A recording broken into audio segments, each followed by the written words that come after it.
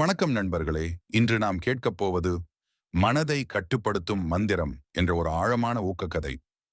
வாழ்க்கையில் பலர் வெற்றி பெற முடியாமல் தவிக்கும் காரணம் மனதை அடக்க முடியாததுதான். இந்த கதை ஒரு சாமியாரின் அனுபவத்திலிருந்து நாம் மன அமைதியும் தன்னம்பிக்கையும் கட்டுப்பாட்டையும் எப்படி சுயமாக உருவாக்கிக் கொள்ளலாம் என்பதை கற்றுக் கொடுக்கிறது. கதை முடியும் வரை முழுமையாக கேளுங்கள், ஏனெனில் இது உங்கள் வாழ்க்கையையும் மாற்றிவிடும். மனதை கட்டுப்படுத்தும் மந்திரம்.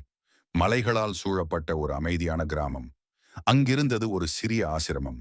அந்த ஆசிரமத்தில் ஒரு பெரிய சாமியார் வாழ்ந்து வந்தார்.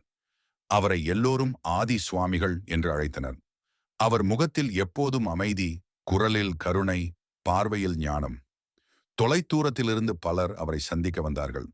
மன அழுத்தத்தால், கோபத்தால், துக்கத்தால் திண்டாடி வந்தவர்கள்.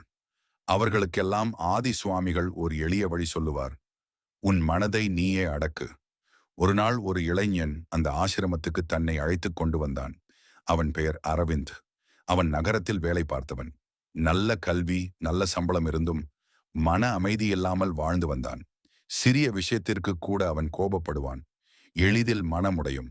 எப்போதும் மற்றவர்களோடு ஒப்பிட்டு தன்னை குறைவாகவே எண்ணிக்கொண்டிருந்தான். அவன் சுவாமிகளிடம் சென்று கேட்டான். சாமி, நான் எல்லாமே செய்து பார்த்தேன். தியானம் பண்ணினேன், புத்தகம் படித்தேன். ஆனா மனம் அமைதியா இருக்கவே மாட்டேங்குது. இதை கட்டுப்படுத்த எந்த வழி? சுவாமிகள் சிறிது நேரம் அமைதியாக இருந்தார். பின் சிரித்தார். மகனே, மனதை கட்டுப்படுத்த வேண்டும்னா முதலில் அதை புரிந்து கொள்ளணும். மனம் ஒரு குரங்கை போலது. அதை நீ அடக்கணும்னா அடக்கலாம்னு சொல்லுவது மட்டும் போதாது.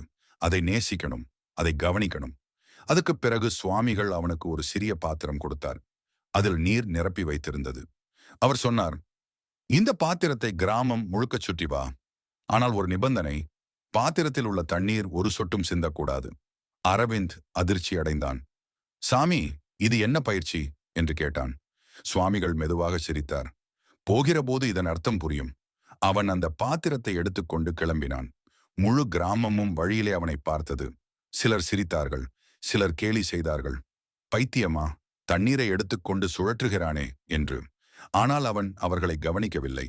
அவன் மனம் முழுவதும் ஒரு விஷயத்தில்தான் இருந்தது. தண்ணீர் சிந்தக்கூடாது. அவன் மெதுவாக நடந்தான், தடுமாறினாலும் கவனமாக இருந்தான். சில நேரம் கழித்து ஆசிரமத்துக்கு திரும்பினான். பாத்திரத்தில் தண்ணீர் முழுமையாக இருந்தது. சுவாமிகள் சிரித்தார். சொல் மகனே, நீ சுற்றும்போது யாரையாவது பார்த்தியா? யாருடைய குரல் கேட்டியா? அவன் சொன்னான், இல்லை சாமி, என் முழு கவனமும் தண்ணீரில்தான் இருந்தது. சுவாமிகள் மெதுவாகச் சொன்னார், அதுதான் மனக்கட்டுப்பாடு மகனே. நீ மனதை ஒரே விஷயத்தில் முழுமையாக கவனம் செலுத்தினால் உலகம் உன்னை சிதறவிட முடியாது. மனம் ஒரு சிறிய பாத்திரம் மாதிரி.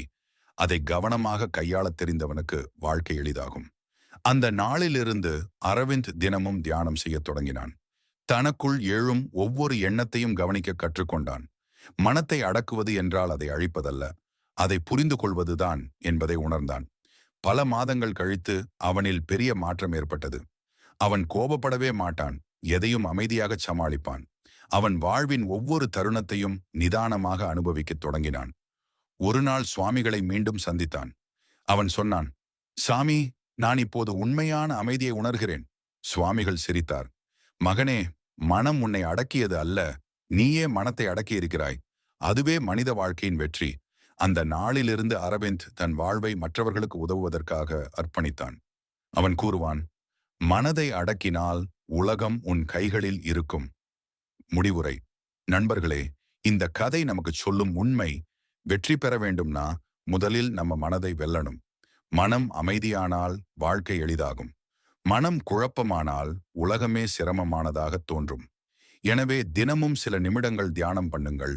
உங்களோடு பேசுங்கள். உங்க எண்ணங்களை கவனியுங்கள். மனதை அடக்கியவனே உண்மையான வீரன்.